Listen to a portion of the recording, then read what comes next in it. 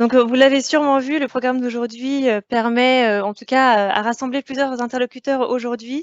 Donc, je vous propose un rapide tour de table pour vous montrer qui est présent aujourd'hui autour de la table virtuelle.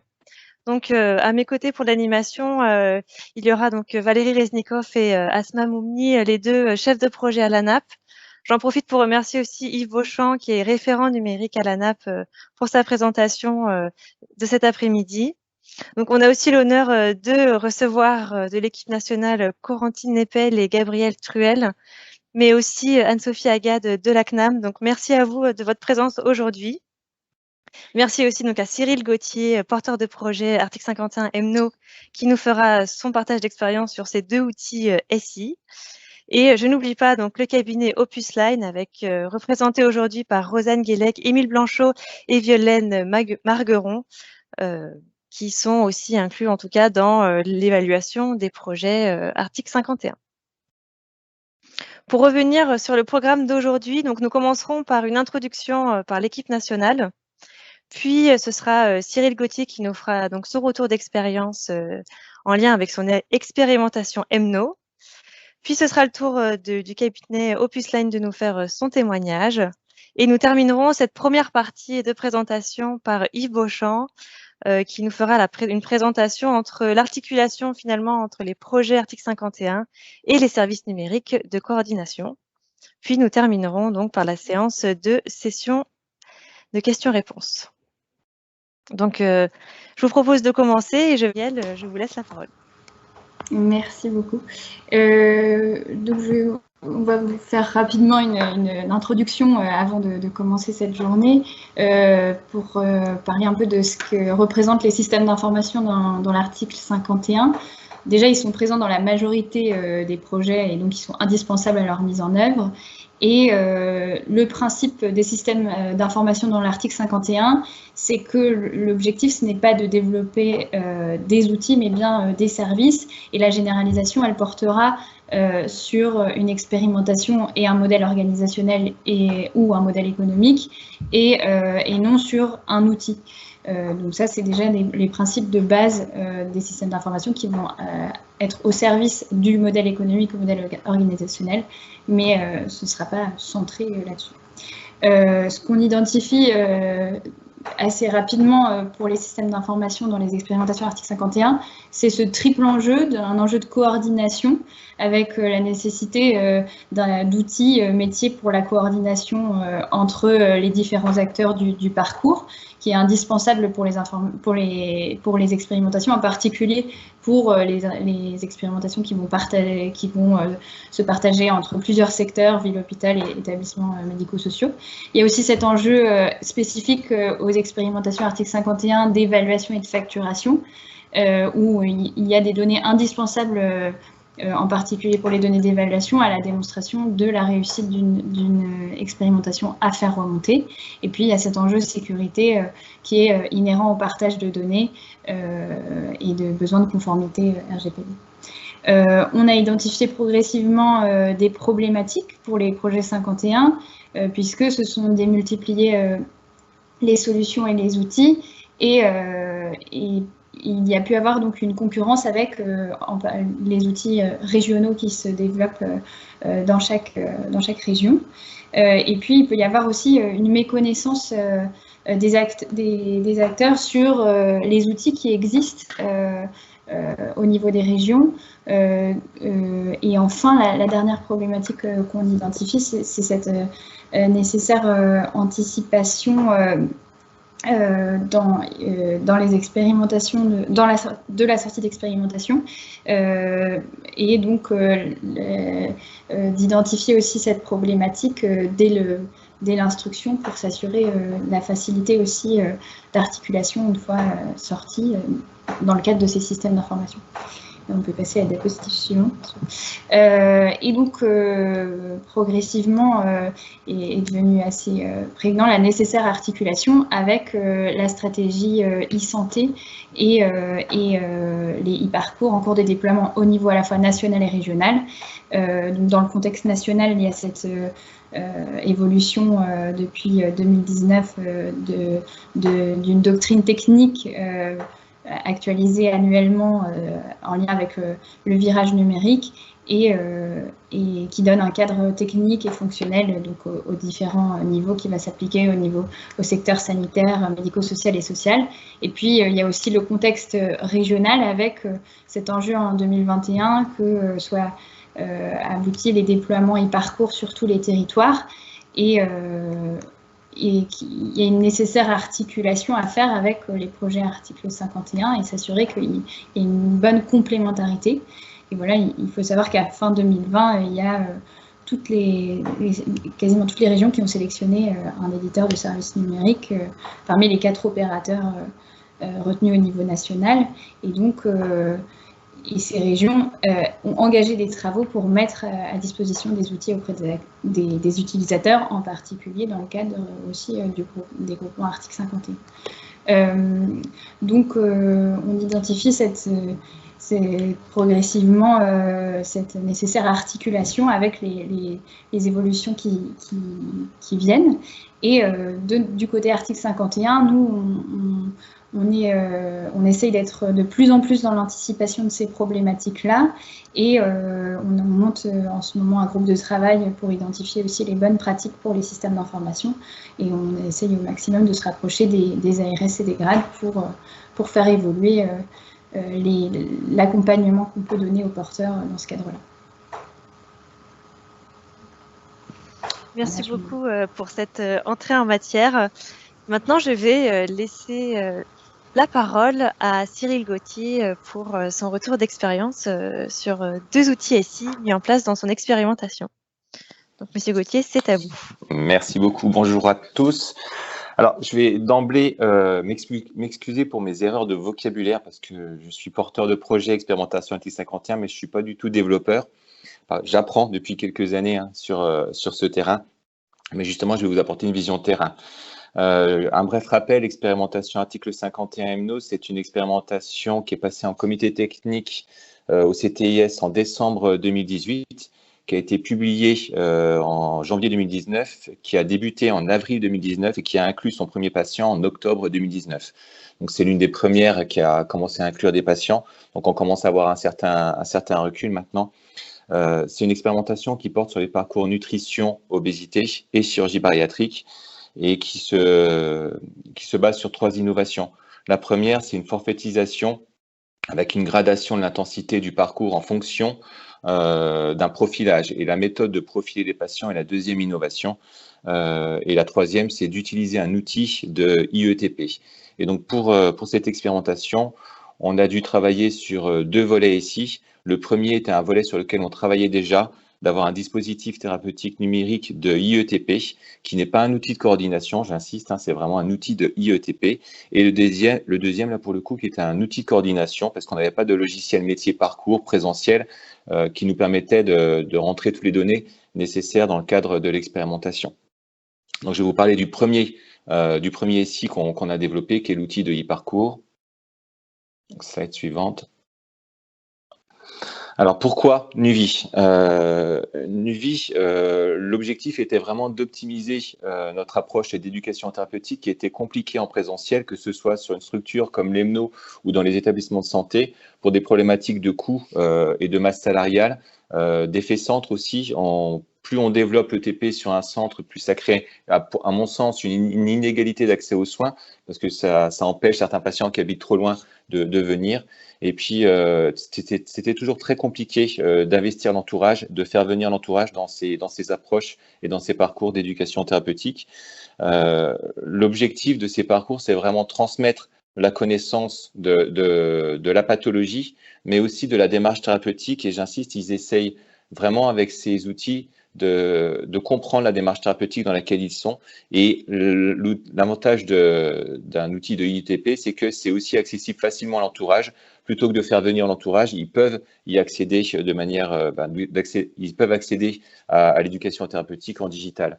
On travaillait dessus depuis 2015 avec des groupes Facebook, des sites WordPress pour voir un petit peu comment nos patients inscrits dans nos programmes d'éducation thérapeutique allaient sur ces sites, quelles informations ils allaient voir, les flux de patients quels ateliers ils allaient voir et comment les groupes finalement de pairs aidants qu'on peut mettre en place sur les réseaux sociaux se modèrent, s'automodèrent avec des patients éducateurs ou des infirmières d'éducation thérapeutique. Donc, on travaillait dessus depuis 2015 et l'objectif de tout ça, c'est vraiment de tenter d'améliorer le présentiel avec du digital, mais pas faire ce qu'on voit beaucoup, c'est-à-dire digitaliser le présentiel.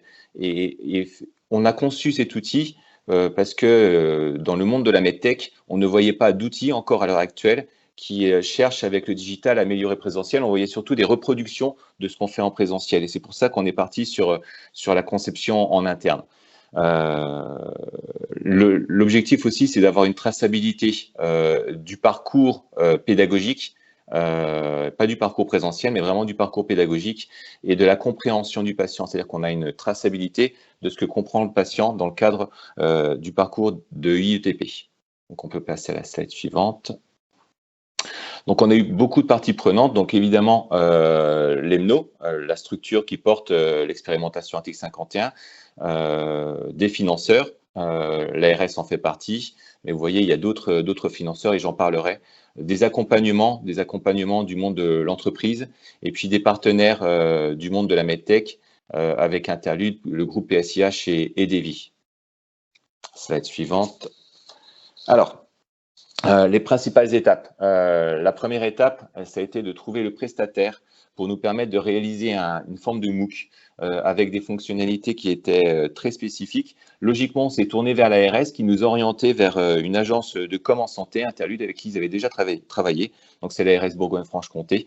Et puis, on a commencé ce travail avec eux. Il a fallu, dans un premier temps, trouver des financements parce que, comme ça a été plus ou moins mentionné avant, l'expérimentation Article 51 ne finance pas d'outils. C'est vraiment une innovation des parcours. Donc, il a fallu trouver des financements en interne sans passer par l'expérimentation Article 51. L'ARS a participé, BPI France, avec tout ce qui est Bourse French Tech, l'AER, la Prestaino. On était incubé par notre incubateur régional qui est DKBFC, ce qui nous a permis de structurer un début de financement pour commencer les travaux avec le prestataire qui avait été sélectionné. La deuxième étape, ça a été de créer les contenus, le séquençage, les storyboards, tout ce qui est quiz d'évaluation et les voix off. Au total, l'outil fait 83 ateliers d'éducation thérapeutique avec des vidéos en motion design qui font 5 à 15 minutes. C'est de la vulgarisation scientifique, mais il y a quand même une densité de connaissances qui est transmise qui est assez importante, avec des en savoir plus, des quiz avant les ateliers, des quiz après. Et il y a une communauté pédagogique aussi qui a dû être créée avec tout un environnement. Donc, il y a eu beaucoup de travail sur les contenus. C'est ce qui nous différencie à l'heure actuelle de toutes les autres solutions qui existent sur ce domaine.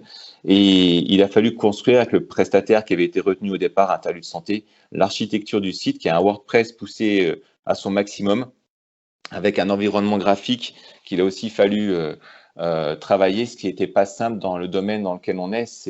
On est dans le domaine de l'obésité, donc il fallait trouver un environnement graphique qui ne soit pas stigmatisant. Et au départ, ce qu'avait proposé l'agence de com était assez justement stigmatisant avec des gros ventres, des balances, des mètres rubans, des pommes, enfin tout ce qu'on n'aime pas voir.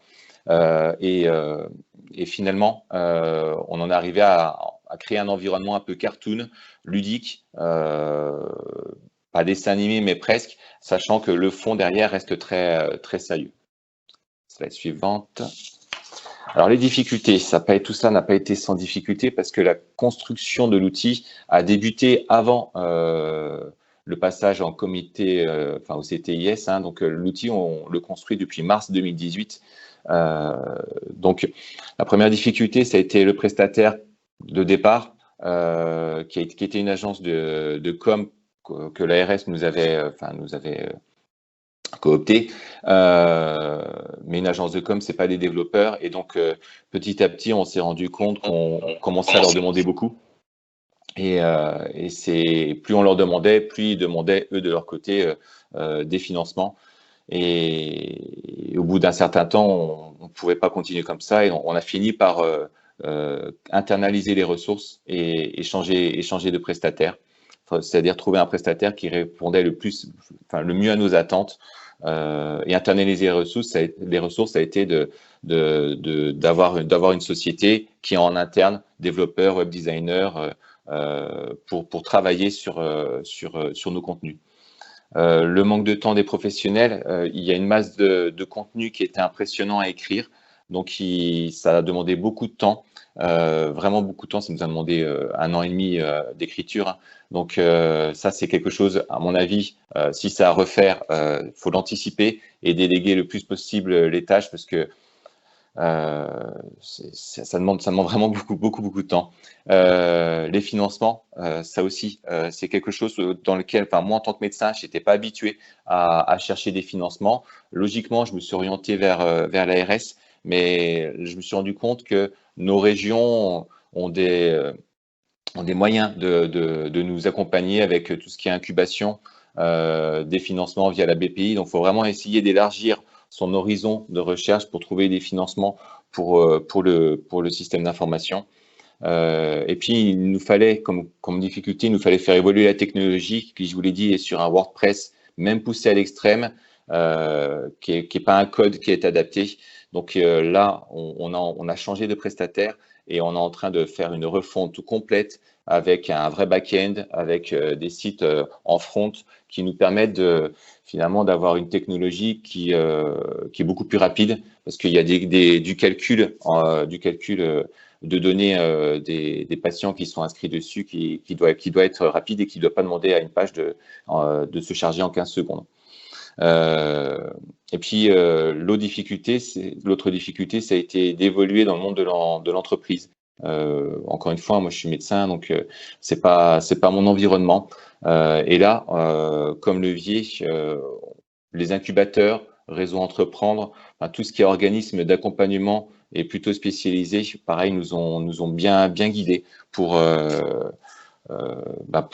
pouvoir construire finalement cette entreprise de e-santé. La slide suivante. Alors, l'autre SI que nous développons, là pour le coup, doit répondre à une problématique qu'on s'est posée, c'est que nous n'avions pas de logiciel métier adapté au parcours de l'expérimentation. Et pour justement éviter une concurrence avec les outils régionaux, sachant que avec l'ARS Bourgogne-Franche-Comté, moi j'ai des liens assez étroits parce que je copilote le comité stratégique du parcours nutrition santé depuis 2016. On a ETIX, donc on est territoire de santé numérique en Bourgogne-Franche-Comté. Et donc l'idée était plutôt d'utiliser, de créer un logiciel métier qui était adapté à notre logique de parcours, mais en bénéficiant de ce qui se faisait déjà au sein du département e-santé ou du grade de notre ARS, en utilisant les synergies. Et puis voilà, faire partie prenante finalement de ce projet plus global de territoire de santé numérique. Slide suivante. Là aussi, beaucoup de parties prenantes. Donc là, on est vraiment sur l'outil de coordination. Donc l'EMNO, évidemment, l'ARS avec le grade et le département e-santé, les industriels qui sont intervenus dessus. Donc au départ, c'était Orionels et maintenant c'est Capgemini, j'en parlerai un peu plus tard. Et puis les conseils que l'ARS mettait à notre disposition pour la construction de l'outil ou du mode dégradé. Et ça aussi, je reviens dessus juste après. Slide suivante. Alors, les principales étapes, alors là, elles sont un peu plus nombreuses. Donc, il a fallu au départ formaliser nos besoins. Formaliser nos besoins. Alors, on a commencé à travailler avec le grade et les différents consultants qui nous ont mis à disposition.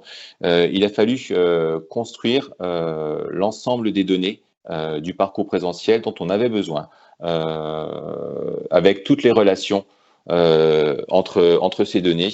Et puis, toutes les données qui devaient rester sur le logiciel métier EMNO et toutes les données qui pouvaient s'échanger avec l'outil qui est ETIX, qui est l'outil de coordination des parcours ETP de notre région. Donc, on a commencé à construire ce dictionnaire de données. C'est à peu près 600 lignes de mémoire. Ensuite, ce dictionnaire de données a été transmis à Orionels au départ, qui a commencé à proposer un planning pour la construction de l'outil. Juste pour avoir un ordre d'idée, on a commencé d'écrire le dictionnaire de données le premier trimestre 2019. Orionels a commencé à travailler dessus. Comme du coup il y avait une forme de retard, on a commencé nous à travailler sur un mode dégradé avec l'ARS. Enfin, quoi qu'il en soit, on a mis en place petit à petit avec au départ Orionels, après Capgemini, toujours sous couvert de l'ARS, des ateliers d'idéation pour finalement valider l'adéquation entre nos besoins métiers et les besoins techniques. Parce que, comme je vous l'ai dit, nous, on n'est pas développeurs et on a des besoins qu'on exprime pour nos expérimentations et les développeurs doivent regarder si c'est la faisabilité de nos demandes. Donc, c'est ce qui a été fait. Il y a eu beaucoup de réunions sur ces sujets. Ensuite, là maintenant, c'est Capgemini qui a repris la main, donc qui conçoit des maquettes avec l'ensemble des fonctionnalités finales, qui nous présente l'outil dans un backlog, ce qui nous permet de regarder si ça correspond vraiment à nos attentes. Ensuite, l'EMNO et l'ARS valident ces maquettes et le backlog, et Capgemini commence à développer l'outil. La première version, qui était censée au départ arriver de mémoire 3-4 mois après le début de l'expérimentation, c'est-à-dire début 2020, finalement, on va avoir la livraison de la V1 en septembre pour quelque chose d'opérationnel vraiment en octobre. Donc, on va avoir cette livraison de la version bêta là en septembre. Et puis, derniers ajustements avec Capgemini. Et puis, on va pouvoir utiliser l'outil en octobre, ce qui nous amènera 2 ans après la première inclusion. Slide suivante. Alors, les difficultés, c'est que vous l'avez compris, autant nous avions la maîtrise du premier SI, qui était l'outil de IETP, que le deuxième, l'outil de coordination, nous n'avions pas la maîtrise, en tout cas pas la maîtrise temporelle de l'industriel. Et donc, on a débuté l'expérimentation sans outil métier. Donc, il a fallu, et là, l'ARS aussi nous a bien aidé avec différents prestataires, il a fallu construire un mode dégradé qui se fait sur Excel avec des macros. Donc, là aussi, on pousse Excel à son maximum pour recueillir les données qui sont nécessaires pour notre travail de coordination dans le cadre des parcours de l'expérimentation, mais aussi pour le travail des évaluateurs. Il faut savoir que nos évaluateurs sont les HCL, le service du professeur Cyril Collin. Et donc, pour qu'on puisse avoir des données dès le début de l'expérimentation, pour que les évaluateurs puissent avoir ces données à exploiter.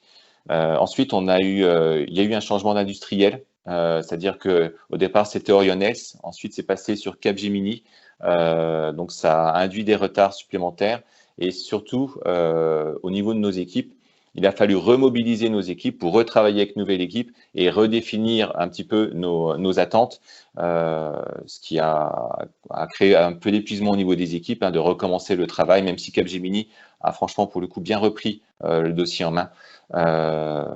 Mais entre-temps, du coup, on a eu un mode dégradé qui commençait, au départ, c'était prévu pour 4 consultations, et là maintenant, on en est à plus de 18 consultations, et le mode dégradé commence à saturer pour couvrir finalement nos besoins.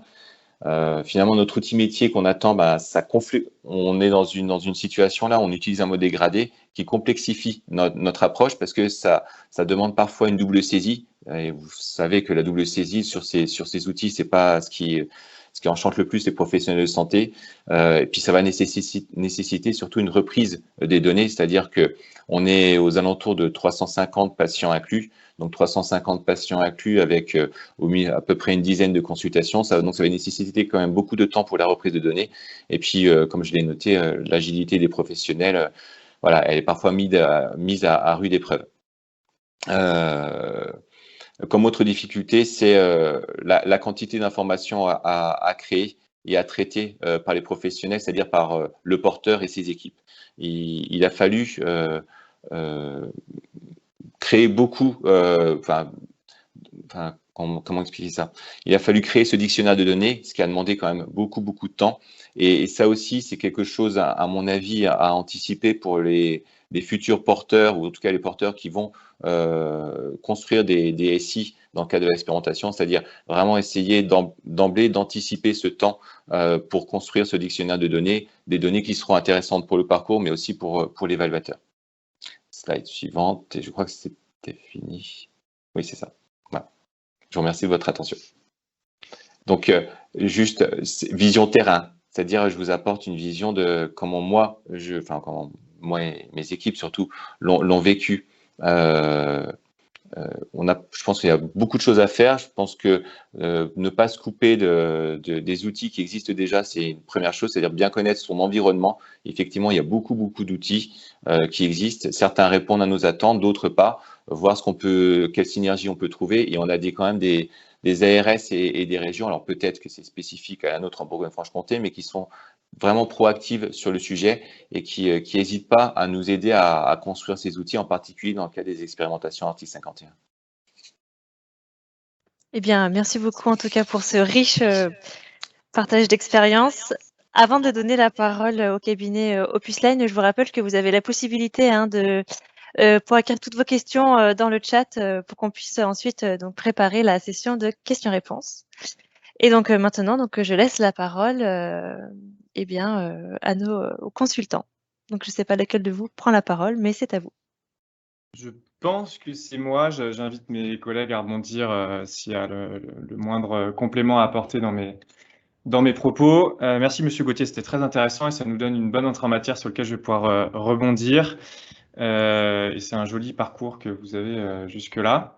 On a essayé de prendre un peu de recul. Donc nous, notre positionnement, c'est l'évaluation de ces articles 51 pour permettre à la fin des expérimentations de choisir si on les arrête, si on les fait continuer ou si on les étend et qu'on les reproduit. Et pour apporter cette réponse qu'on apporte à travers des rapports qu'on remet à 18 mois du projet et en fin de projet, on va se poser un ensemble de questions et on va, pour répondre à ces questions, notamment extraire des données du système d'information. On a plein d'autres choses à côté, l'évaluation vous sera présentée dans d'autres ateliers, mais là on va se concentrer sur ce que nous on peut aller chercher dans le système d'information de votre projet. Ce qu'on en voit nous à travers ces évaluations, c'est que vous avez des systèmes d'information qui couvrent un ensemble de fonctions que ici on a classé entre ce qui était plutôt ce qui relevait plutôt de la gestion opérationnelle et ce qui relevait plutôt de la gestion stratégique. Ce qu'on a indiqué sur cette diapositive, ça peut être en fait plusieurs briques, exactement comme l'a montré Monsieur Gauthier juste avant, où ils ont plusieurs systèmes d'information. Donc on peut avoir différents outils qui constituent ce système d'information. Sur la partie opérationnelle, on a tout ce qui va relever du fonctionnement de votre projet, que ce soit sur la coordination des parcours individuels de vos patients, et que ce soit sur de la gestion métier avec, là on a parlé d'éducation thérapeutique, ça peut être du suivi de données de santé à distance, ça peut être un tas de choses qui relèvent d'une gestion particulière, d'un besoin particulier. À côté de ça, on va avoir tout ce qui permet la facturation, et je ne l'ai pas indiqué sur cette diapositive, mais il y a aussi ce qui relève du contrôle de votre activité pour permettre à l'assurance maladie de vous verser les fonds tels qu'ils ont été définis dans votre cahier des charges. À la droite, ce qu'on a appelé plutôt la gestion stratégique, vous allez pouvoir structurer, remonter un certain nombre de données pour constituer des indicateurs qui vont vous permettre le pilotage de vos activités. Avoir un certain nombre de relevés que vous allez avoir périodiquement tous les mois, tous les 6 mois, de façon à pouvoir réorienter, prendre des décisions sur votre projet. Alors pourquoi je dis ça? Parce que nous, derrière, on va aller chercher des informations un peu dans chacune de ces briques et on va essayer autant que faire se peut de ne pas tout modifier dans la façon dont vous allez pouvoir modéliser votre système d'information. Si je vais un peu plus loin, en fait, on arrive, nous, au moment de l'évaluation, au moment où vous êtes passé en CETI, si c'est passé un certain délai, vous avez une certaine histoire et donc les systèmes d'information que vous êtes en train de développer, ils sont à des niveaux de maturité assez différents. On a des projets qui en fait, sont l'émanation de projets qui existent depuis des années et qui sont transformés en projets article 51, alors qu'ils étaient par exemple auparavant financés sur des financements FIR, auquel cas ils ont peut-être déjà des systèmes d'information assez aboutis. Auquel cas, nous, et je vais présenter dans les données qu'on va pouvoir aller chercher, on va essayer plutôt de calquer les données qu'on va aller chercher sur les données qui existent déjà dans le système d'information. Par contre, sur un système d'information qui ne serait pas encore développé parce que le projet se monte à partir de zéro, là, on va pouvoir, dès la qualification du besoin, peut-être vous orienter sur un certain nombre de données qu'il va nous falloir remonter Encore une fois, on va essayer de ne pas être à côté de la plaque et que ce soit aussi des données qui vous servent, vous, dans le fonctionnement de votre projet. Alors, on va rentrer plus concrètement dans quel type de données ça peut couvrir. Il faut bien comprendre, et encore une fois, je ne vais pas rentrer dans le détail de l'évaluation, simplement en donner une grande information de façon à pouvoir vous expliquer comment on structure les données. On articule les évaluations toujours autour de 3 piliers. On va essayer de remettre nos rapports pour répondre à 3 grands types de questions. Les 3 grands types de questions, le premier, c'est est-ce que votre projet est opérationnel? Est-ce qu'il tient dans la durée? Est-ce que les moyens qu'on a rassemblés sont les bons? Est-ce que la gouvernance est la bonne? Le deuxième pilier, c'est la pertinence du projet. Ce sont ces résultats en fait en fonction des objectifs que vous avez posés. Ces résultats en termes de service aux patients, bien évidemment. Ces résultats en termes d'impact sur l'activité des professionnels. Et enfin, ce qu'on appelle l'efficience dans cette brique, c'est le rapport entre ces impacts et les coûts que ça représente pour l'assurance maladie. Est-ce qu'on a une réduction des coûts? Si on a une augmentation des coûts, est-ce qu'en face, on a des impacts qui justifient cette augmentation des coûts?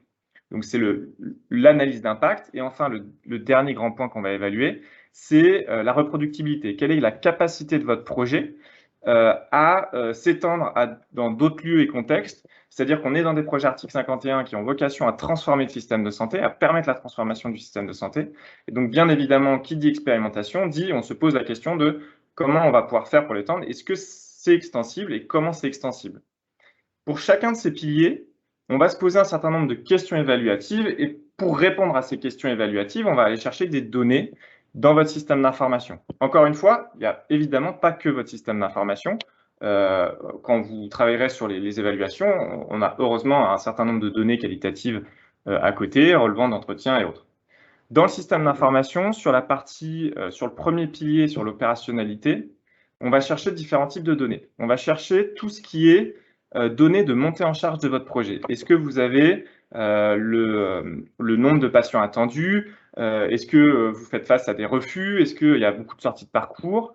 Quelle est l'activité que vous avez réellement réalisée dans votre projet? C'est-à-dire que, encore une fois, ça s'adapte parfaitement au type de projet. Donc, nous, chaque évaluation nous fait aller chercher des données différentes, mais globalement, c'est toujours sur ces structures-là. Donc, j'ai un parcours d'obésité qui faisait intervenir des psychologues, des nutritionnistes et des médecins. J'avais prévu d'avoir un certain nombre d'actes et de consultations par rapport à ces différents professionnels. Nous, en tant qu'évaluateurs, on va se demander si effectivement le parcours qui était celui que vous aviez ciblé a bien été réalisé. S'il ne l'a pas été, derrière, avec des études qualitatives, on va pouvoir comprendre pourquoi. La troisième chose qu'on a mis ici, c'est tout ce qui est recours à votre système de coordination. Encore une fois, ça s'adapte selon le type de projet. On va peut-être être moins centré sur la coordination sur certains projets, peut-être plus sur d'autres. Ça, c'est la première chose. Ensuite, on va aller chercher des données de qualité. Est-ce que les processus que vous avez définis sont les bons? Encore une fois, je n'ai pas de données à vous transmettre ici. Ça dépend des types de processus que vous avez mis en place et comment nous, on peut les qualifier et les mesurer derrière. Est-ce qu'il y a des événements indésirables? Est-ce que tous les professionnels que je souhaitais embarquer, puisque pour un certain nombre de projets, vous avez l'intervention, par exemple, de professionnels libéraux, est-ce que je peux qualifier dans ce système d'information qu'il y a bien 200 professionnels libéraux qui interviennent dans mes parcours et c'est ce que j'avais prévu? Encore une fois, sinon, pourquoi? Et on ira chercher quelles ont été les causes et conséquences dans des analyses qualitatives. On va enfin chercher qu'est-ce que vous avez engagé comme moyen, encore une fois, à travers ce qu'on pourra calculer dans votre système d'information. Et on va chercher des données de facturation. Donc, le nombre de forfaits que vous avez déclenchés, peut-être des données d'activité qui vous ont permis de déclencher ces forfaits. Ça aussi, ça varie selon la structure de votre projet, puisqu'on a des circuits de distribution des forfaits qui sont un peu différents. Et en fonction de ça, vous allez vous-même remonter des données qui vont être différentes qu'on va pouvoir collecter. Donc ça, c'est la façon dont on va calculer les niveaux d'opérationnalité de votre parcours à travers votre système d'information. Sur l'efficacité et efficience, on va regarder évidemment tout ce qui a trait à la santé des patients, à la qualité de vie des patients. Encore une fois, selon ce que vous avez défini comme objectif dans votre projet. Si on a un objectif, c'est de respecter des parcours définis par la HS et que le premier objectif, c'est d'être sûr que j'ai l'intervention de mon nutritionniste et mon psychologue sur mon parcours d'obésité, et ben, la première chose qu'on va aller regarder, c'est que ce parcours est complet. Donc, on va avoir des données de suivi de parcours. On va avoir des données de caractéristiques patients. Les caractéristiques patients, ça nous sert notamment à établir des sous-populations de patients quand nous, on va vouloir faire des analyses d'impact. Ce qu'on n'a pas mis ici, évidemment, c'est toutes les analyses qu'on va pouvoir faire à travers le Système national des données de santé, donc le SNDS. Et pour faire des analyses avec les données du SNDS, on va parfois faire des sous-populations et devoir caractériser des sous-populations de votre projet avec des patients d'un certain âge, des patients avec un certain type de comorbidité. Donc, en fonction des objectifs de votre projet, on va récupérer des caractéristiques patients qui vont être différentes. Et évidemment, donc la troisième chose, c'est d'aller calculer des indicateurs de santé. Ce seront ceux que vous allez vous collecter à travers vos outils de suivi à distance, à travers des questionnaires que vous allez compléter avec des patients au téléphone. Vous allez suivre durant leur parcours un certain nombre de données de santé. Et nous, on va récupérer ces données de santé de façon à pouvoir évaluer l'impact du projet sur la santé des patients en fonction des objectifs que vous vous serez donnés. On complète ces indicateurs par des consommations de soins. Si vous avez enregistré des données de consommation de soins, on va bien évidemment les récupérer. J'entends par là des médicaments, des consultations. Parfois, quand on fait un suivi de parcours, on top dans mon suivi de parcours que j'ai bien eu une consultation à tel endroit.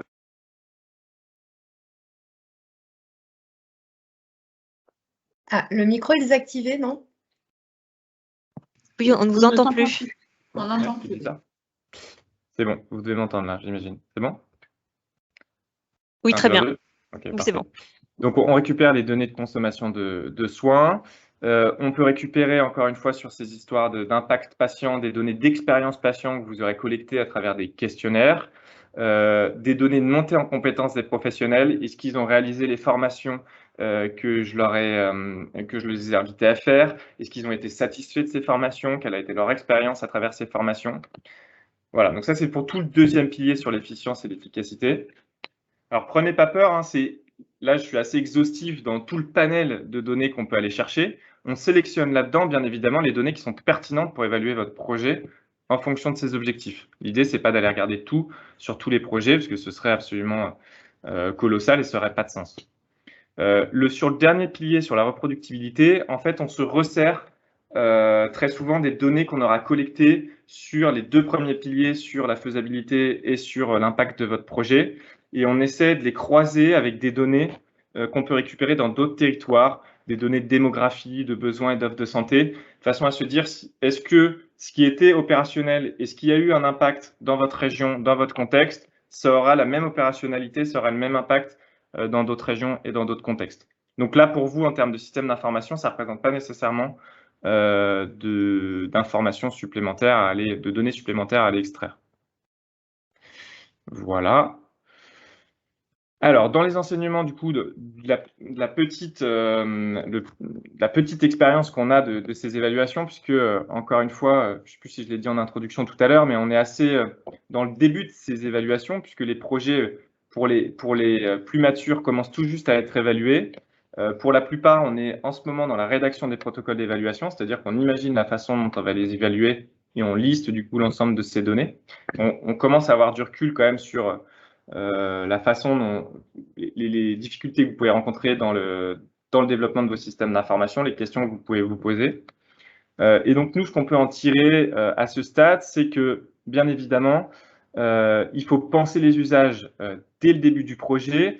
Parfois, on peut avoir des porteurs qui se concentrent sur les usages qu'on va avoir dans l'équipe interne, le coordinateur, les chefs de projet. Et on oublie au tout début du développement du système d'information des fonctions un peu périphériques avec, on sait qu'on va devoir interroger des patients, mais on ne se demande pas qu'est-ce qu'on va leur donner comme questionnaire, qu'est-ce qu'il va falloir avoir comme interface questionnaire pour des patients et comment on va faire remonter les données. Donc, c'est bien établir la map de l'écosystème qui va tourner autour de votre projet et s'assurer que vous allez répondre à l'ensemble des usages que vous avez attribués à votre système d'information. Le deuxième, c'est la facturation. La facturation des articles 51 est relativement complexe et plus tôt vous arriverez à échanger avec les services de la CNAM pour savoir ce qu'on va vous demander dans les données à faire remonter pour la facturation, plus facile ce sera pour inclure et extraire ces données de façon automatique pour vous, de façon à vous faciliter la facturation. Parce que quand on doit extraire des données un peu manuellement, les remettre dans des dossiers CSV ou Excel, ça devient vite très fastidieux. Et évidemment, par rapport à ce que je viens de vous présenter, la même démarche par rapport au pilotage de l'évaluation, c'est-à-dire que vous n'êtes pas obligé d'attendre que nous, en tant qu'évaluateurs, on vienne vous rencontrer, parce que parfois, on a des attributions d'équipe d'évaluation qui arrivent assez tard. Dès le moment du cahier des charges de votre projet, vous pouvez vous demander sur ces 3 piliers, quelles sont les données que vous allez devoir extraire de façon à montrer que votre projet est opérationnel, que montrer que votre projet a les impacts attendus et montrer que votre projet est reproductible. Vous pouvez lister un certain nombre de ces données très en amont. Bien sûr, nous, on les complétera, on vous accompagnera. Mais si déjà vous avez fait ce travail en amont, vous pourrez, si vous êtes dans un développement relativement précoce de votre système d'information, vous pourrez l'inclure dès le début dans votre système d'information. Voilà, je propose de passer à la slide suivante. Globalement, il faut imaginer, mais bon, tout à l'heure, en introduction, l'équipe de la CNAM et de l'adresse indiquait que ce n'était pas forcément le point central, donc je ne vais pas forcément revenir sur la partie gauche. On vous invitait à garder en tête qu'on allait devoir généraliser à un moment donné votre expérimentation, et donc même dès le développement du projet, on vous invitait à penser cette généralisation, savoir si les besoins dans d'autres territoires allaient être les mêmes et si vous alliez pouvoir dupliquer cette solution. Qui étaient vos interlocuteurs? Est-ce qu'on allait les retrouver ailleurs? Bon, du coup, si j'ai bien compris, on ne va pas mettre le focus sur cet aspect-là. Par contre, il est important, et vous l'avez relevé pareil en introduction tout à l'heure, de bien inscrire ce développement et ces réflexions dans le cadre du développement du numérique en santé, qui est assez actif en ce moment. Là, Rosane, je te propose de peut-être prendre le relais sur cette brique-là, puisque tu es bien plus... Non, je pense que tu es tout aussi calé que moi sur le sujet, mais on a un contexte, il faudra rebondir aussi sur ces propos. On a un contexte aujourd'hui sur le numérique au niveau national où il y a beaucoup d'évolutions. La mise en place de l'identifiant national de santé, tout ce qui a trait au serveur d'identité, je pense que la personne qui a fait l'introduction et la présentation de son projet, ils ont forcément dû être confrontés à ces sujets d'identité de patient. Et l'arrivée aussi de mon espace santé, tout ça fait que les services numériques qui sont utilisés dans le cadre des articles 51 doivent respecter un certain nombre de critères, doivent pour un certain nombre d'entre eux évoluer, notamment je pense à l'identifiant national de santé, et par ailleurs vont devoir s'inscrire dans un écosystème plus global, potentiellement la connexion avec mon espace de santé ou l'articulation avec d'autres services numériques. Et ça, c'est les échanges qui est intéressant que vous ayez avec les équipes qui aujourd'hui travaillent sur vos solutions, sur les solutions numériques que vous pouvez utiliser dans le cadre des projets article 51. Merci beaucoup. Du coup, j'en ai fini. Je suis désolé, j'ai un peu, ça a été assez rapide et assez dense, mais on est dans un temps contraint. Donc. En tout cas, merci beaucoup. C'était très riche et très clair. Et puis, de toute façon, après, on a le temps de questions-réponses si jamais on a des questions sur ce sujet-là. Merci beaucoup. Et donc, je vous rappelle que le chat est à votre disposition pour toute question ou commentaire. Et puis, donc, maintenant, je vais laisser la parole à Yves Beauchamp, qui est référent numérique de santé à l'ANAP. Yves, c'est à toi. Merci beaucoup, Elvire. Bonjour à vous toutes et à vous tous. Voilà, je vous présente un petit aperçu de travaux qu'on a menés il y a quelques mois, au printemps dernier, avec les ARS et les groupements régionaux de e-santé pour faire le point sur la mise en place des services numériques de coordination dans le cadre de l'accompagnement et de la mise en œuvre des projets article 51. Donc voilà, c'est un point qu'on a fait fin mars, donc qui est relativement récent et sur lequel on a essayé de tirer voilà, un certain nombre d'enseignements, de prérequis, de recommandations, de bonnes pratiques et aussi de points de vigilance Et donc, c'est surtout ces éléments-là qu'on comptait vous présenter aujourd'hui. On ne va pas évidemment rentrer dans le détail des projets qui ont servi de support à ce retour d'expérience, puisqu'on n'aura pas le temps. Il faut laisser le temps aux questions-réponses. Donc, simplement, voilà, vous rappelez que les services numériques de coordination, c'est en fait un ensemble assez composite de plusieurs outils. C'est ce que vous avez sur cette planche au chapitre solutions. Vous avez des outils qui sont voilà, universels, déployés de manière identique dans toutes les régions, notamment je pense à la messagerie sécurisée de santé ou au dossier médical partagé, et demain à l'espace numérique de santé, mon espace santé.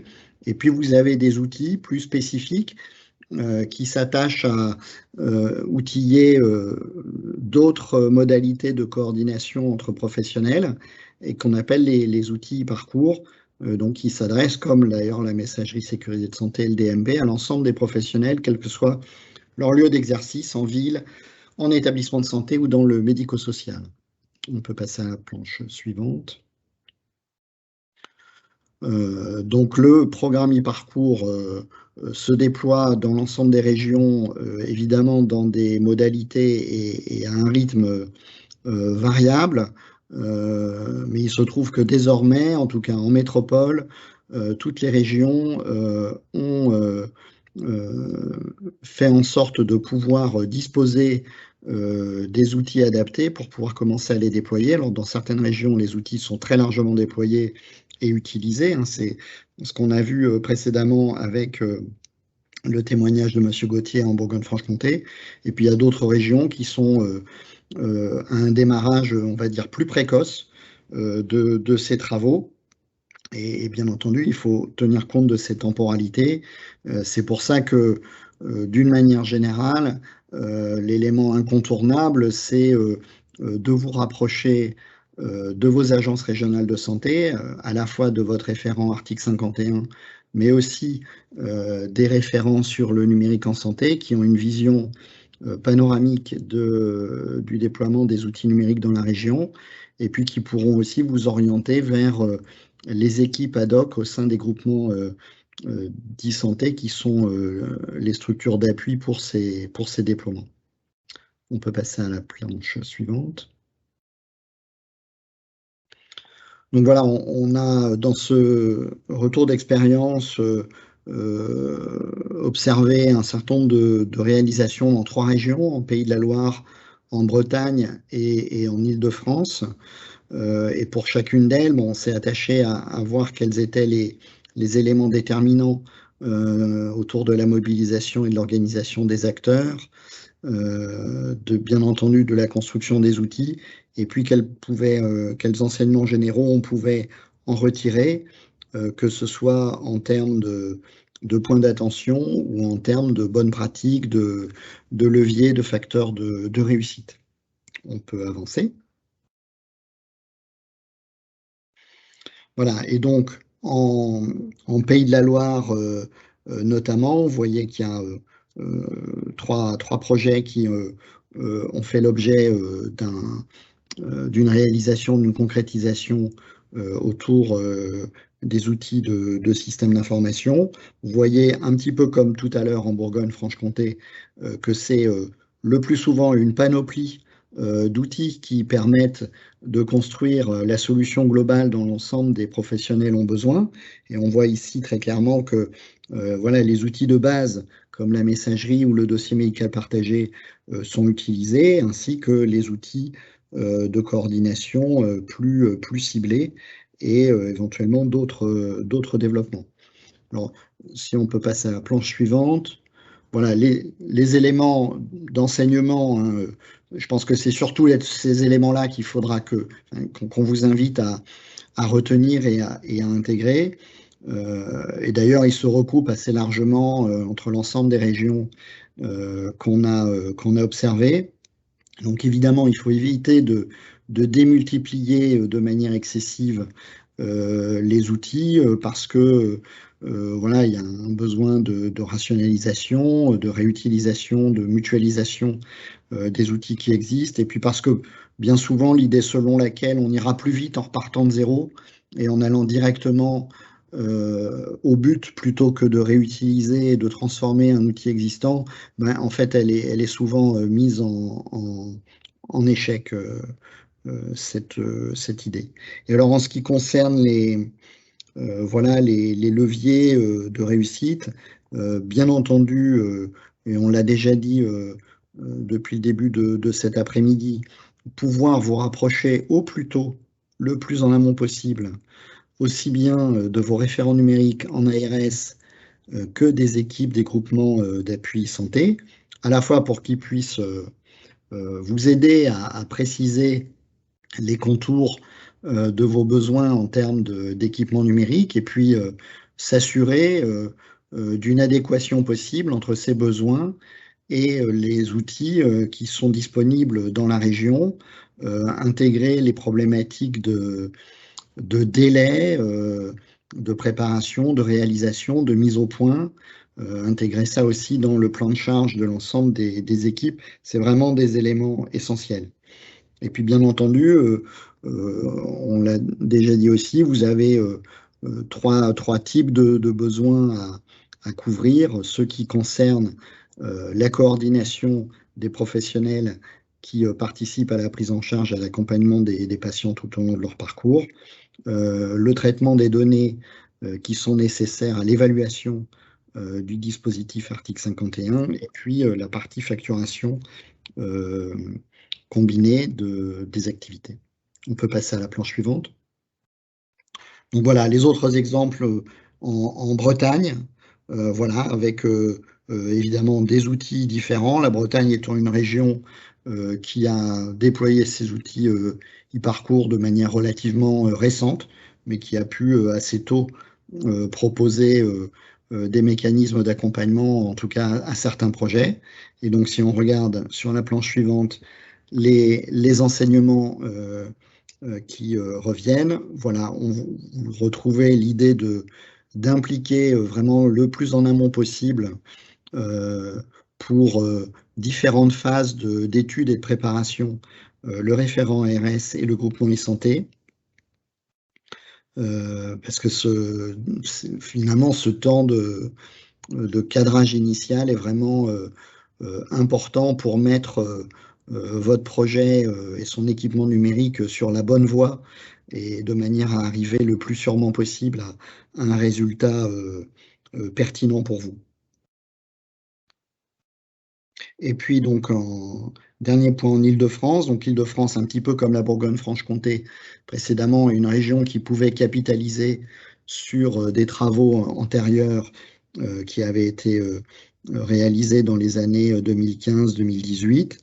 Et donc c'est ce qui a été fait sur un certain nombre de projets, à chaque fois bien entendu avec tout un lot d'adaptation, de paramétrage ou de réalisation spécifique aux besoins de chacun de ces projets, bien entendu. Il n'y a jamais de réutilisation, je dirais, complète par simple copier-coller, ça n'aurait pas de sens. Et donc dans les points de vigilance et les enseignements, voilà, on retire là aussi la nécessité de pouvoir intégrer les études au plus tôt, finalement, même si un certain nombre d'éléments dans l'organisation du projet sont encore en réflexion, on peut d'ores et déjà commencer à réfléchir à ce qui sera nécessaire en termes d'outils numériques. Voilà, vous voyez ici qu'il y a beaucoup de points qui ont été identifiés, dont certains probablement étaient très liés aux spécificités des projets. Et puis, alors, j'ai un petit problème, c'est que c'est très petit sur cet affichage et que je ne vois pas, donc vous m'excusez, je repasse sur un autre écran. Et voilà, et donc dans les leviers, ben, par exemple le maquettage, comme ça avait été évoqué tout à l'heure en Bourgogne-Franche-Comté, c'est une bonne façon de vérifier à la fois la faisabilité de l'utilisation de tel ou tel outil, et puis le fait que ça réponde effectivement aux besoins des professionnels. C'est pas toujours évident d'être sûr qu'on a identifié tous les besoins simplement en faisant une analyse, on va dire, sur papier. Et puis là aussi, vous voyez, une capacité assez importante à s'appuyer sur un certain nombre d'outils généraux ou plus particuliers dans la région. Voilà ce qu'on souhaitait vous donner comme élément de retour. Vous aurez plus de détails hein, dans les planches, mais là, je pense qu'on perdrait trop de temps à les présenter de manière détaillée.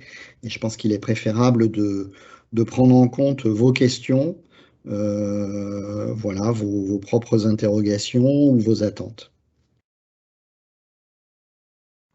Merci beaucoup, Merci à vous. Yves. Et merci à tous. Donc là, on a 30 minutes à peu près pour passer à la séance de questions. Donc, on est un peu tranquille parce qu'on n'a que 4 questions. Mais souvent, les questions amènent des questions. Donc, ce qu'on vous propose, c'est au fil des échanges, de continuer à utiliser le chat. Et éventuellement, si vous le souhaitez, vous pouvez lever la main et puis on peut aussi vous donner la parole. La première question, elle fait suite à l'intervention de Cyril. Alors, il y a peut-être des précautions d'usage à mettre avant d'y répondre, puisque la question c'est de savoir quelle est la place des données. Alors, quelle place est-elle donnée au service socle DMP, MSS, INS dans l'utilisation en Bourgogne-Franche-Comté? Donc, on n'a pas de référent ARS aujourd'hui, donc peut-être que Cyril peut contribuer à un début de réponse et que toi, Yves, par l'expérience que tu as eue un peu dans les retours d'expérience, tu peux aussi contribuer, mais on met ça quand même sous... voilà, on met la précaution que l'ARS n'est pas non plus là pour répondre aujourd'hui, donc voilà, on ne peut pas s'avancer à sa place non plus. Excellente précaution, je pense. Non, enfin, tous ces éléments, c'est justement le travail qu'on fait avec l'ARS, avec Ethics.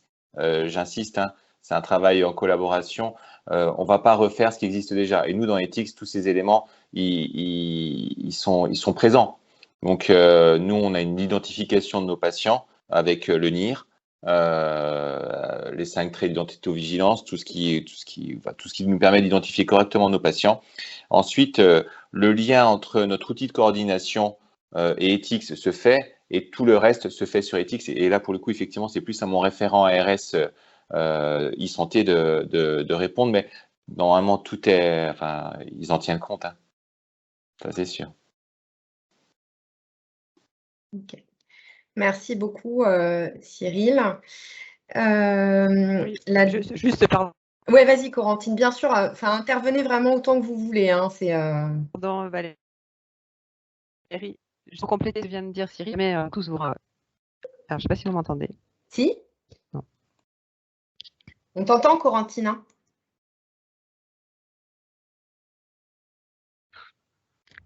Allô? On t'entend. Ouais, j'ai été coupée. Pardon, juste au moment où je commence à parler. Non, c'était juste une toute petite précision pour compléter ce que venait de dire Cyril. C'est que peut-être que vous ne connaissez pas tous vos référents e-parcours, e-santé dans les ARS. Et à ce moment-là, il suffit de passer par le référent 51 qui normalement travaille en binôme et fera le lien avec le référent e-santé, bien sûr. Et les coordonnées de tous les acteurs sur e-parcours sont disponibles sur la page du site du ministère de la Santé relatif au programme e-parcours. Donc, si vous tapez DGOS e-parcours, vous tombez tout de suite sur cette page. Oui, mais c'est la coordination autant le 51 que le... Oui, bien sûr, mais c'est tout à fait logique de passer par cette articulation. Tout à fait. Merci. On a une deuxième question de Serge Briançon. Alors, Serge, peut-être vous la laissez préciser. Donc, il demande si le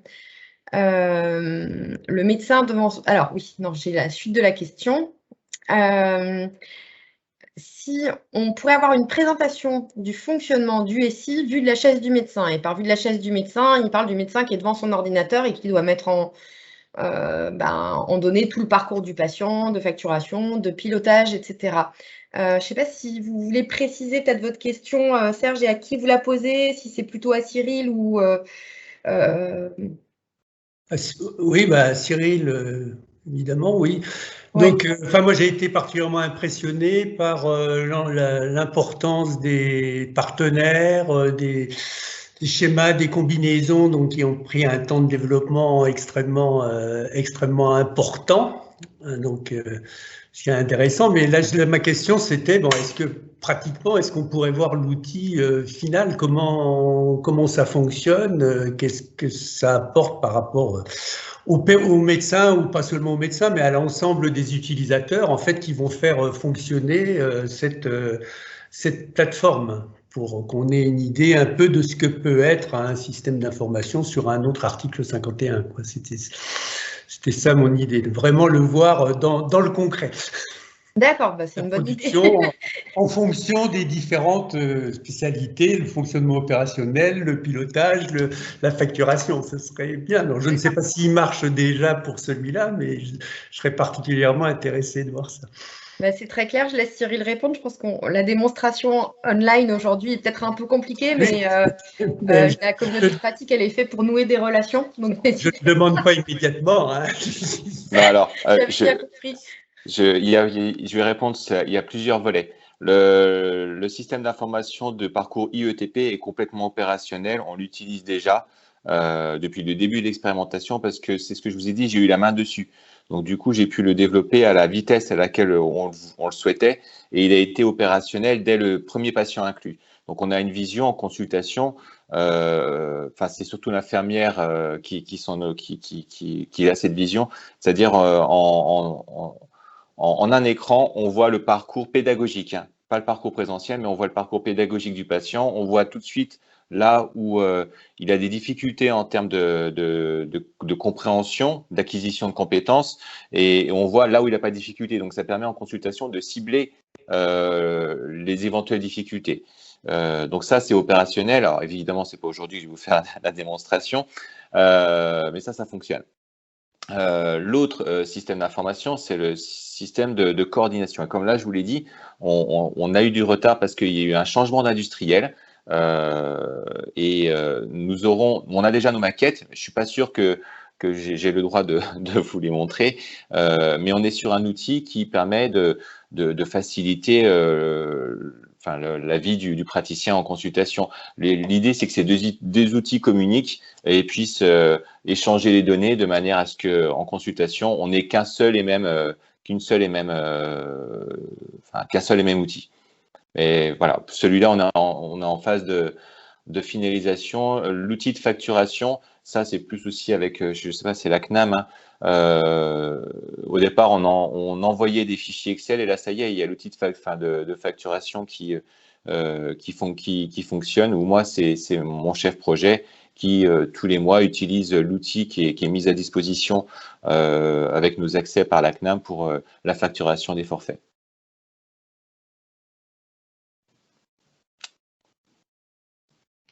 Merci. Alors, la question suivante. On peut avoir une démonstration, ça serait bien. Avec un cas concret. Moi, j'ai une question par rapport à monsieur, parce qu'en fait, vous parlez toujours de développement, c'est en cours de développement, ça a été finalisé, on n'avait pas et maintenant on a.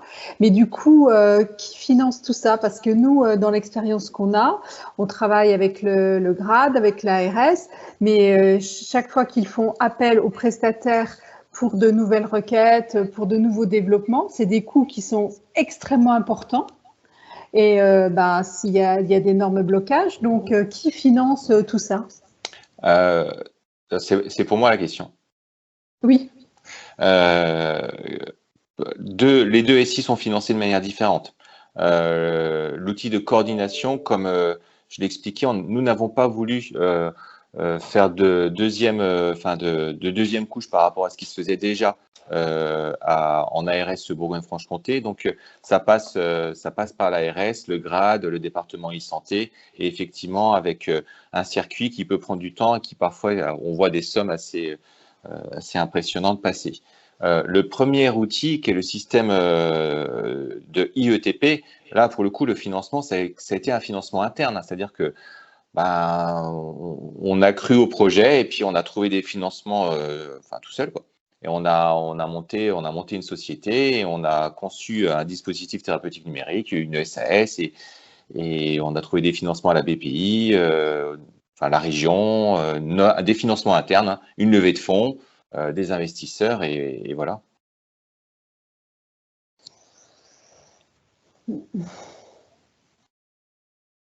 Ça vous va, Edith, comme réponse? Bah oui, non, mais c'est quand même la grosse problématique en fait, parce que ce soit pour tous les développements, toutes les requêtes, c'est vraiment des coûts, alors à la fois financiers très très importants, et les ARS ne peuvent pas financer tout ça forcément. S'il y a des tels coûts de développement, il y a des tels délais aussi, ça prend là on le voit, des années. Il y a quand même des très très gros blocages. Et puis ensuite, par exemple, si on prend l'exemple du NIR, pour pouvoir essayer de le récupérer, avoir accès, il faudrait effectivement mettre à niveau le système d'information. À nouveau, c'est une nouvelle version, à nouveau, c'est des achats, c'est pas possible.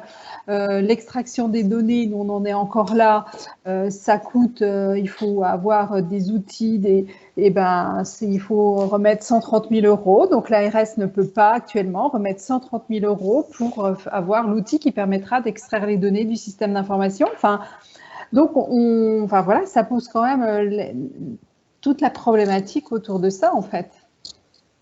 Je me permets de rebondir, c'est pour ça, à mon sens, qu'il faut regarder au niveau de la région ce qui se passe, mais regarder dans les autres régions, s'il n'y a pas déjà des outils qui existent et qui font le travail. Alors, normalement, tous les responsables e-santé des ARS ont des réunions nationales et savent quel outil est proposé dans telle ou telle ARS pour éviter justement de multiplier ces coûts qui sont effectivement très, très importants de développement, et j'en sais quelque chose pour le coup, et faire en sorte de benchmarker un petit peu sur ce qui se fait sur d'autres régions. Oui, mais après, ce n'est pas forcément les mêmes systèmes. Par exemple, nous, on est avec Memcare, vous êtes avec d'autres. Donc, il y a des blocages par rapport à ça, en fait.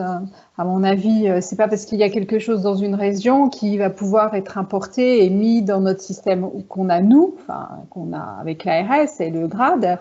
Et ensuite, ça dépend du niveau de la version qu'ils ont. Ça dépend de tellement de choses que c'est quand même quelque chose d'assez complexe. On est sur la gestion, les big data, là, c'est quand même quelque chose d'assez compliqué. Je ne sais pas si, Yves, tu peux compléter la réponse, il y a d'autres choses à dire par rapport à ça, puisque c'est vrai que Cyril… Non, mais oui, que tout ça semble complexe, lourd, prennent du temps, c'est indéniable. Maintenant, voilà, il y a aussi des accompagnements financiers qui sont mis en place, là, par exemple, pour généraliser l'utilisation de l'identifiant national de santé et pour améliorer l'utilisation du dossier médical partagé, de la messagerie sécurisée et du futur espace numérique de santé. L'État mobilise 2 milliards d'euros. Et tout ça étant répartis auprès des professionnels de santé, des établissements de santé, des structures médico-sociales.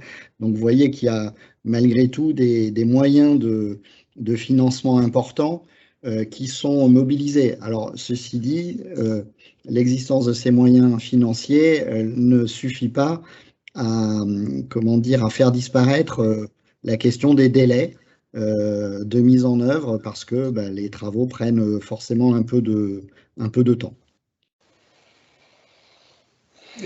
Il faut faire des demandes particulières, ou c'est une distribution qui est organisée vers le bas? Alors, le mécanisme dont je viens de parler, là, les 2 milliards d'euros, qui est vraiment quelque chose de tout à fait inédit, c'est le volet numérique du Ségur, du Ségur de la santé, qui a fait l'objet d'une phase de préparation qui vient de se dérouler là depuis un semestre, et les modalités opérationnelles de mobilisation de ces financements et d'obtention des financements par les établissements de santé ou par les professionnels vont être communiqués là, dans les tout prochains jours, dans les prochaines semaines, en tout cas avant la fin du mois probablement, pour ce qui concerne les établissements de santé, les professionnels de santé d'exercice libéral et pour les éditeurs, puisque la nouveauté de ce mécanisme, c'est que l'État va financer directement les industriels pour qu'ils mettent leurs outils à niveau et en conformité avec les normes techniques qu'il s'agit d'adopter désormais. D'accord.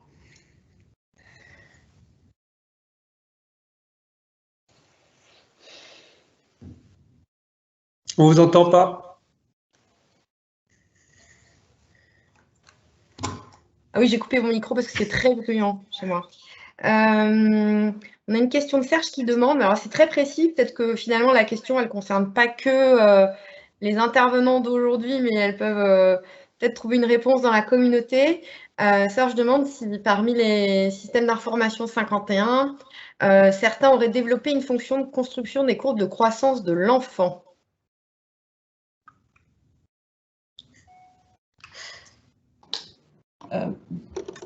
Moi, je veux bien répondre. C'est Véronique Nègre. Bonjour. Avec plaisir, ouais. Bonjour Véronique. Une pédiatre.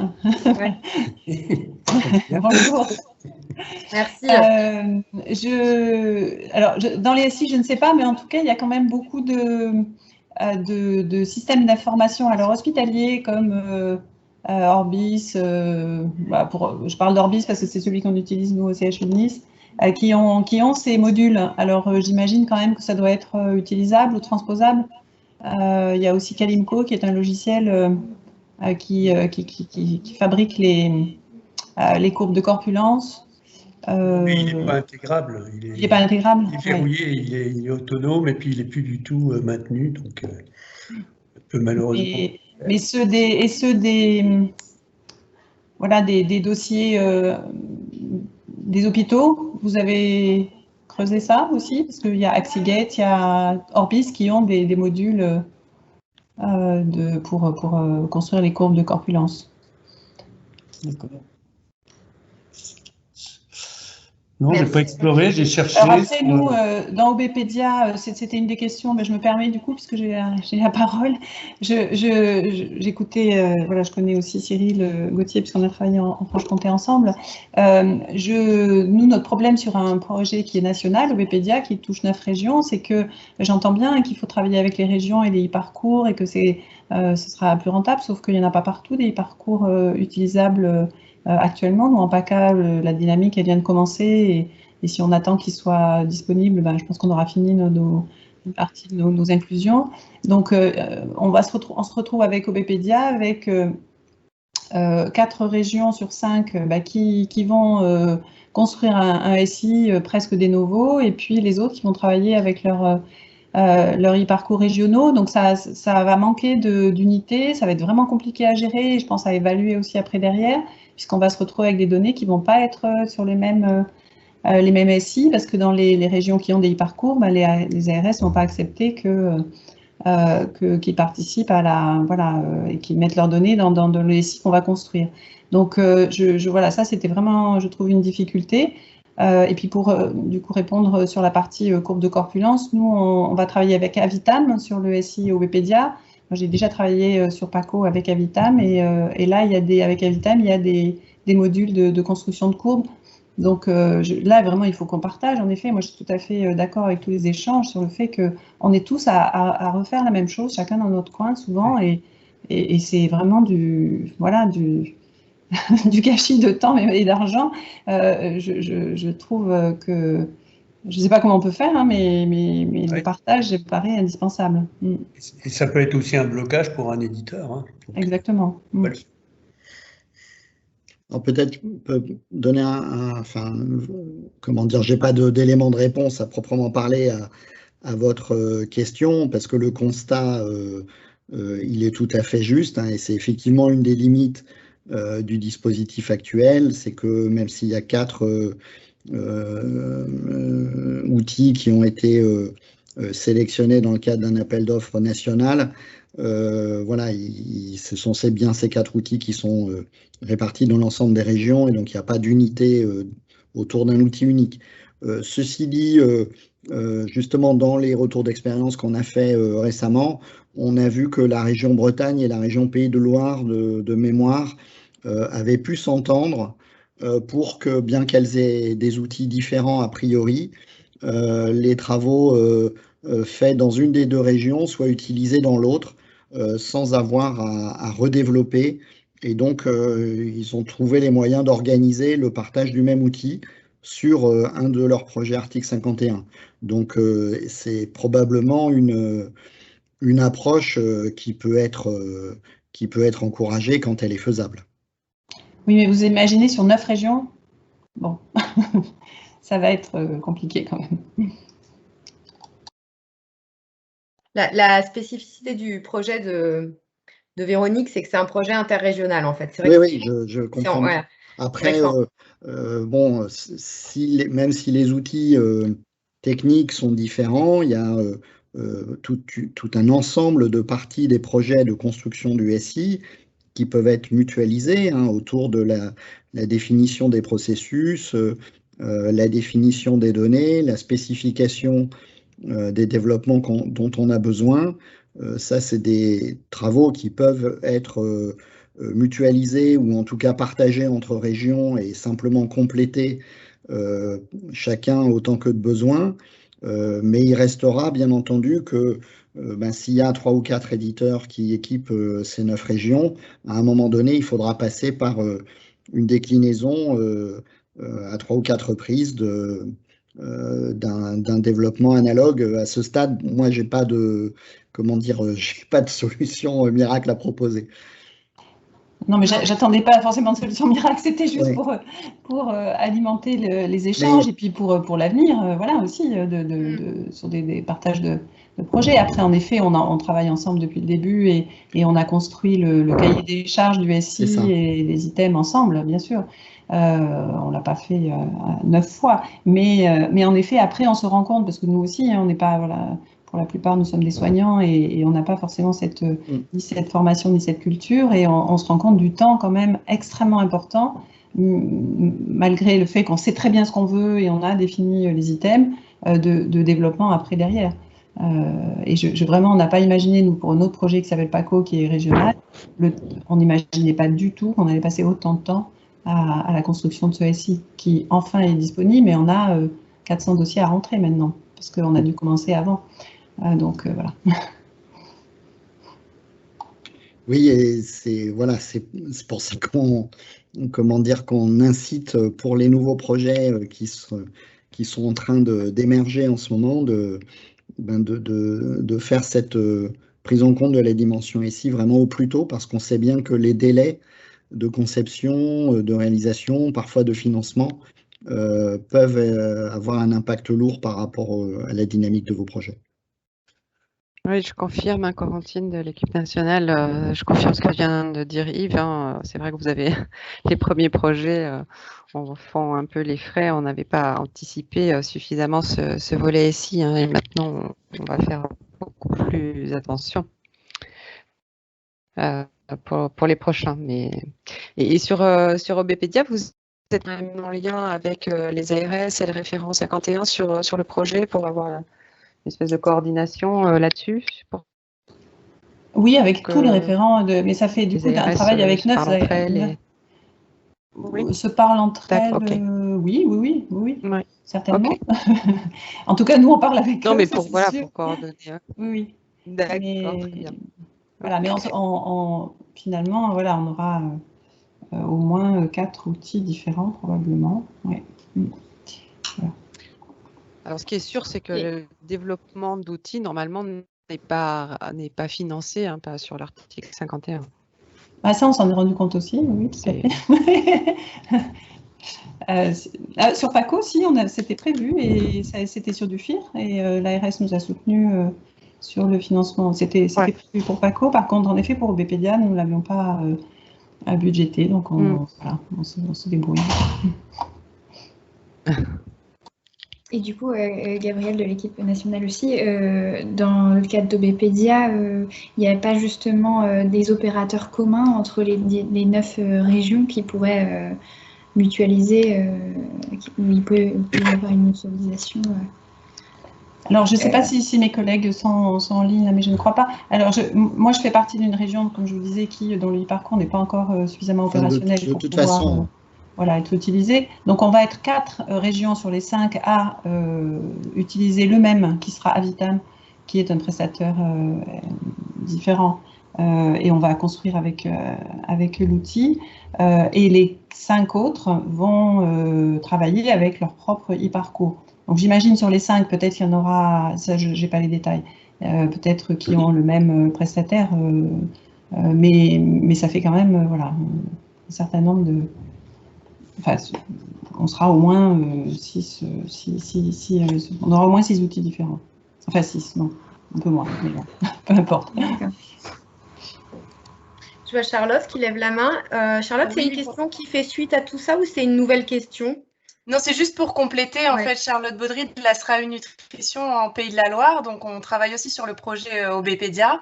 Et donc, en Pays de Loire, on utilisera justement le e-parcours régional. Et pour rebondir sur ce que vous disiez, justement, on a le même éditeur que La Réunion. Et donc, on est en lien avec eux pour essayer de mutualiser et de développer notre SI sans que chacun de son côté refasse tout de zéro, quoi. Donc, on est dans cette démarche-là entre la région Pays de la Loire et La Réunion. Ouais. Merci, Charlotte. On avait une question, alors c'était adressé à Yves, mais peut-être que là, c'est un peu le même principe que la question de tout à l'heure, c'est-à-dire que peut-être que d'autres personnes pourront contribuer. C'est Dominique qui demande si vous avez fait un zoom sur les outils de coordination autour de la personne âgée. Donc, ça s'adressait plutôt à Yves au moment où la question est tombée. Mais je pense qu'elle peut Oui, bonjour, moi je voulais compléter en fait. Je voulais savoir en fait quel était le contenu du point qu'avait fait la NAP sur les e-parcours. Est-ce que ça allait au-delà de ce que vous nous avez présenté? Est-ce qu'il y a un peu... Donc, voilà, je voulais savoir si c'était un peu plus vaste et si notamment il y avait des éléments sur les outils personnes âgées, ouais. Oui, alors, comment dire, pour répondre à votre question, je pense que l'élément important à avoir en tête, c'est que la philosophie des outils parcours, c'est que ce sont des outils qui proposent des fonctionnalités de coordination entre professionnels et de gestion du parcours qui soient suffisamment adaptables, paramétrables, pour pouvoir être utilisés pour tout type de population et pour tout type de parcours. Donc, il n'y a pas, comment dire, dans les outils proprement dit, il n'y a pas une spécificité ou une déclinaison particulière pour les problématiques de la personne âgée, ou bien celle de la personne handicapée, ou bien celle de, voilà, d'une pathologie chronique donnée. Et par contre, il y a un mécanisme de coopération interrégionale qui est coordonné par le ministère de la Santé et la Direction générale de l'offre de soins et par l'Agence du numérique en santé, pour faire en sorte que la manière de décrire des parcours spécifiques dans une région puisse être réutilisable dans une autre région.